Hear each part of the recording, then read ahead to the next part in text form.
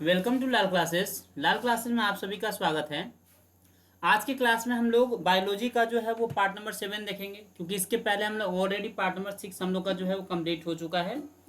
और ये हमारा जो सेशन है वो चल रहा है आपका जो भी एग्जाम में जब आप जाते हैं एग्जाम देने के लिए, तो थोड़ा देर पहले आपको इन सभी टॉपिक्स के ऊपर आपको जरूर ध्यान देके जाना चाहिए, क्योंकि आपके एग्जाम में ज़्यादा से ज़्यादा जो क्वेश्चन आएंगे वो इन्हीं सभी पॉइंट से आ जाएंगे।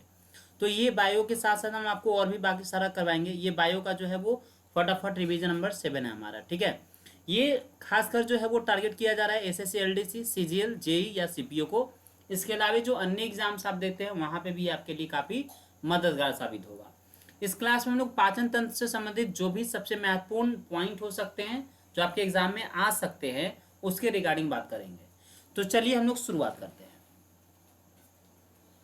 सबसे पहले देखिए यहाँ पे पाचन तंत्र के बारे में जो है वो स्टार्ट कर रहे हैं। पाचन तंत्र के अंतर्गत आहार नाल एवं इससे संबंधित जो भी ग्रंथि है उन सभी को शामिल किया जाता है। ये आपके लिए इंपॉर्टेंट लाइन रहेगा। आहार नाल की शुरुआत जो है वो मुख गुहा से होती है और यह गुद्दा द्वार यानी अंश तक जो है वो फैला रहता है। मुख गुहा में विभिन्न प्रकार के जैसे कि दांत एवं जीभ एवं 3 जोड़ी लार ग्रंथियां जो है वो पाई जाती हैं। हमारे मुंह में दांत की कुल संख्या 32 होती है, जबकि बच्चों में कुल दांतों की संख्या जो होती है वो 20 होती है, जिसे दूध का दांत यानी कि मिल्क टीथ के नाम से जाना जाता है, जो अस्थायी होता है, यानी आगे चल के वो गिर जाता है, टूट जाता है। यह 12 वर्ष की उम्र तक पूरी प्रकार से टूट जाता है। मनुष्य के पूरे जीवन काल में कुल 52 दांत जो है वो जन्म लेते हैं। दांत जो है वो 4 प्रकार के होते हैं। एक आपको कृदंत है जिसको इंसीजर कहा जाता है, एक कैनिन होता है जिसको रदनक कहा जाता है, अर्ध चवर्णक होता है जिसको पेरीमोलर कहा जाता है, और एक होगा आपका मोलर जो कि चवर्णक कहा जाता है। इन दांत की कुल संख्या जो है वो निम्नलिखित है, यानी कि जो इंसीजर होता है इसमें 8 दांत होते हैं, कैनिन में आपका 4 होता है, प्री मोलर में 8 और मोलर में 12 दांतों की संख्या होती है। तो दांतों की संख्या से आपके एग्जाम में क्वेश्चन जरूर बनते हैं।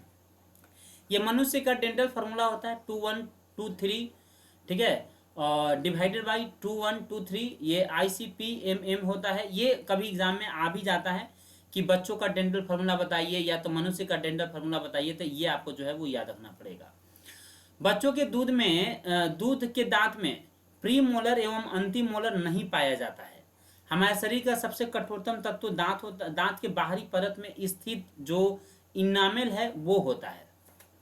अगला है आपका लार ग्रंथि। हमारे मुख में 3 जोड़ी लार ग्रंथि पाई जाती है, जिसमें से प्रत्येक दिन लगभग 1 से 1.5 लीटर जो है वो लार निकलता है, जिसका लगभग 99% भाग जो होता है वो पानी रहता है, और 1% भाग टाइलिन एवं म्यूसिन इंजाइम होता है। ये इंजाइम का जरूर नाम याद रखिएगा। जो 1% पाया जाता है म्यूसिन नामक इंजाइम रहता है।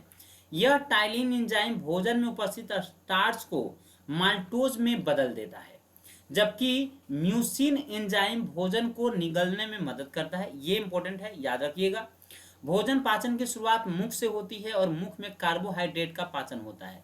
तो ये एग्जाम में आ चुका है कि सबसे पहले जो है वो भोजन की पाचन की शुरुआत कहाँ से होती है, तो मुख से होती है। और ये भी बात याद रखिएगा, मुख में सबसे पहले कार्बोहाइड्रेट का पाचन हो जाता है। प्रोटीन पाचन की शुरुआत जो है वो अमाशय में होती है। भोजन का अवशोषण छोटी आंत में होता है। तो भोजन का अवशोषण कहाँ होता है, छोटी आंत में। मुख के बाद अमाशय में पहुंचता है भोजन, और अमाशय से 3 प्रकार के जो है वो रस निकलते हैं। पहला रस है आपका हाइड्रोक्लोरिक एसिड, जो किसी भी प्रकार के एंजाइम को इसे किसी प्रकार का एंजाइम नहीं माना जाता है सॉरी। यह भोजन में उपस्थित जीवाणु विषाणु को मारने का काम करता है। अगला होता है आपका रेनिन। दूध में उपस्थित प्रोटीन केसिन को पचाने का यह काम करता है, रेनिन। इसी केसिन प्रोटीन के कारण दूध का रंग जो है वो व्हाइट होता है। ये भी बात आपको यहाँ पे याद रखना चाहिए। जबकि कैरिटीन नामक प्रोटीन के कारण दूध का रंग जो होता है वो पीला होता है। तो पीला किसके वजह से, कैरिटीन के वजह से। उजला किसके वजह से, केसिन के वजह से। ये दोनों एग्जाम में बहुत बार आ चुके हैं। अगला आपका पेप्सिनोजेन एंजाइम, प्रोटीन को पचाने का यह काम करता है। हमारे शरीर में प्रोटीन के पाचन की शुरुआत अमाशय से प्रारंभ हो जाती है। तो अगर आपके एग्जाम में क्वेश्चन आता है कि प्रोटीन की पाचन की शुरुआत कहाँ से स्टार्ट हो जाती है, तो अमाशय से स्टार्ट हो जाती है। अमाशय के पश्चात भोजन छोटी आंत की ओर बढ़ता है, किंतु रास्ते में यकृत एवं अग्न्याशय से कई प्रकार के एंजाइम्स निकलते हैं, उसमें मिलकर विभिन्न प्रकार के पाचन की क्रिया करते हैं। अगला आपका यकृत यानी कि लीवर। यह हमारे शरीर की सबसे बड़ी ग्रंथि होती है। इससे इससे निकलने वाले रस को बाइल यानी पीत कहा जाता है, जो गाल ब्लाडर यानी पित्ताशय में जमा हो जाता है। ये भी इंपॉर्टेंट है। इसकी प्रकृति क्षारीय होती है, आपको याद रखना है। इसका मुख्य काम वसा को पचाना है। यहाँ पे पचीना लिखा गया है गलती से। पीत में विभिन्न प्रकार के वर्णक यानी कि पिगमेंट्स पाए जाते हैं, जैसे बिलुरुबिन, वाइलर रुबिडिन इत्यादि। बिलुरुबिन के कारण मलमूत्र का रंग एवं त्वचा का रंग दिखाई देगा। आंखों का रंग, जीभ का रंग जो होता है वो पीला होता है। किसके कारण से? बिलुरुबिन के कारण से। मलमूत्र का पीला रंग यूरोक्रोम के कारण भी होता है। हम आपको इसके पहले के क्लास में ऑलरेडी बता चुके हैं।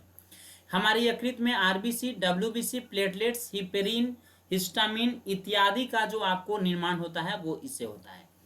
हेपेरिज के कारण शरीर के अंदर रक्त नहीं जमता है, ये भी बात आपको याद रखना है, बहुत इंपॉर्टेंट है। जबकि हिस्टामिन हिपरिन के विरुद्ध कार्य करता है, अर्थात यह रक्त को जमने में मदद करता है। हिस्टामिन हिपरिन। यकृत के तेल में विभिन्न प्रकार के विटामिन पाए जाते हैं, जैसे विटामिन ए, विटामिन डी इत्यादि। शार्क मछली के यकृत तेल में विटामिन ए जो है वो प्रचुर मात्रा में पाया जाता है। अगला आपका जो है वो है अग्न्याशय, पैनक्रियाज। यह हमारे शरीर की दूसरी सबसे बड़ी ग्रंथि होती है, जो मिश्रित ग्रंथि का एग्जाम्पल्स है। इसमें भी विभिन्न प्रकार के एंजाइम्स आपको निकलते हुए पाए जाते हैं। अंतःस्रावी ग्रंथि के रूप में अग्न्याशय 3 प्रकार के हार्मोन निकालती है, जिसमें से पहला आपका इंसुलिन है, दूसरा ग्लूकागॉन है और तीसरा आपका सोमेटोस्टेटिन हार्मोन है। इंसुलिन हार्मोन क्या करता है? अग्न्याशय के बीटा सेल से निकलता है और ग्लूकागॉन जो है वो अल्फा सेल से निकलता है। जबकि आपको सोमेटोस्टेटिन हार्मोन है, यह डेल्टा सेल से निकलता है। 3 प्रकार के सेल यहाँ पे देखने को मिलेगा, अल्फा, बीटा और गामा। इसमें कई प्रकार के एंजाइम्स भी निकलते हैं, जैसे मीन, यह प्रोटीन को पचाने का काम करता है। अगला आपका जो है वो कौन सा है? तो एमाइलोपिसिन, यह स्टार्च एवं ग्लाइकोजेन को तोड़कर ग्लूकोज एवं माल्टोज में बदल देता है। अगला है स्ट्रेप्सिन, यह एंजाइम वसा को तोड़कर फैटी एसिड या ग्लाइसरेल में बदल देता है। अगला है छोटी आंत यानी स्मॉल इंस्टेंटाइन, यह पाचन तंत्र का सबसे महत्वपूर्ण हिस्सा पाया जाता है। नेक्स्ट वन, छोटी आंत में भोजन का अवशोषण होता है, ये बात आपको याद रखना है। इसमें माइक्रोबिली कोशिका पाई जाती है, जिसके द्वारा भोजन में उपस्थित विभिन्न प्रकार के पोषक पदार्थ जैसे कार्बोहाइड्रेट, प्रोटीन, वसा, विटामिन, खनिज लवण इत्यादि का अवशोषण कर लिया जाता है। इसके पश्चात भोजन को सबसे बड़ी आंत में भेजा जाता है, ठीक है। इसके बाद जहां पाचन की कोई प्रक्रिया नहीं होती, यानी ये बात याद रखिएगा, बड़ी आंत में पाचन की कोई भी प्रक्रिया नहीं होती है। केवल यहाँ अपशिष्ट पदार्थ उपस्थित जल को अवशोषित कर लिया जाता है और फिर उसे मलाशय यानी रेक्टम में जमा कर दिया जाता है, जिसे समय समय पर शरीर से बाहर निकाल दिया जाता है। तो उम्मीद करेंगे आज का क्लास आपको समझ में आया होगा। इसका पीडीएफ आप जो है हमारे टेलीग्राम ग्रुप से ज्वाइन कर लीजिएगा। टेलीग्राम पे इसका जो हम आपको पीडीएफ भेज देंगे, वहां से आप इसको ले लीजिएगा और सारे अगर पीडीएफ को एक बार आप कलेक्ट कर लीजिएगा। और लास्ट में जब ये सारा खत्म हो जाएगा तो लास्ट में पूरे मतलब पूरा का पूरा बायो का हम एक सिंगल वीडियो लेकर आएंगे, उसमें पूरा बायो रहेगा और उसका पूरा एक आपको पीडीएफ भी सेंड कर देंगे, वो भी आपको टेलीग्राम ग्रुप पे। तो टेलीग्राम का लिंक आपके इसके वीडियो के डिस्क्रिप्शन बॉक्स में दिया हुआ है, वहाँ पे जाके आप जरूर ज्वाइन कर लीजिएगा। और अगर आप चैनल के साथ नए होंगे तो सब्सक्राइब अवश्य कर लीजिएगा लाल क्लासेस को। अगर इन फ्यूचर कभी आपको लाल क्लासेस सर्च करना हो तो आप यूट्यूब पर लाल क्लासेस सर्च करेंगे, लाल कोचिंग क्लासेस, तो आपको ये चैनल दिखाई दे देगा, वहाँ से आप डायरेक्ट हमारे वीडियो को देख सकते हैं।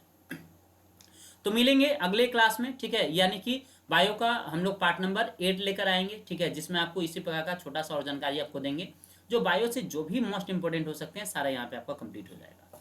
All the best, take care, bye bye, thank you.